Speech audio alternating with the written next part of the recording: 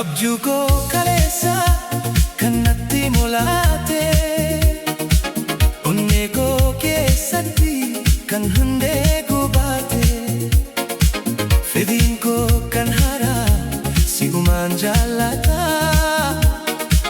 Jaalalli kee sun gubbaa koo dhimmisa. Jireenyi koo boru si'inan bareeda, addunyaa koo kana si'inan qaqqaba. Waan hundumaatu dabamee si malee, nan dhaqqabii maaloo anoo siin kajeela. Boolee miti isheen intala baaleeti, bareedduu koosanii kan onneen aseeti. Boolee miti isheen intala baaleeti, bareedduu koosanii kan onneen aseeti.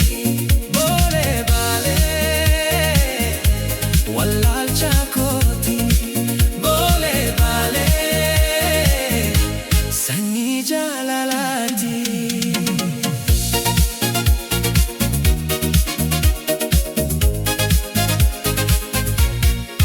Oromiyaa keessa naannoftee na amansiifte, miidhaga kee kanaan onnee na rarraafte. Silaa ati jiraannaan rakkoon koo ni bada, gammachuu dhugaa sittiin nan argata. Boolee keessa miti kan natti dhalatte, baalee mukni guddaa kan natti margite. Ija keessanatu akka urjiifaa, sitti dhiyaachuufan halkanis dipada. Boolee miti isheen intala baaleeti, bareedduu koosanii kan onneen aseeti. Boolee miti isheen intala baaleeti, bareedduu koosanii kan onneen aseeti. Boolee baalee wallaalcha kooti, boolee baalee sanyii jaalalaati.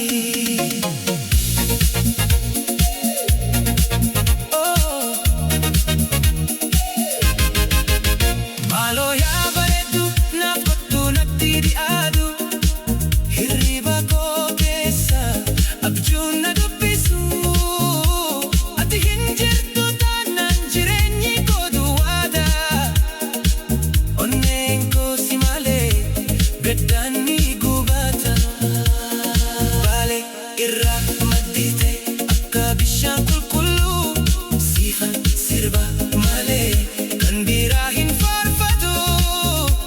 Jaalalli kee sun dandamaa gammaatti, naaf ta'ii jaalallee sanyii bareedduuti. Boolee miti isheen intala baaleeti,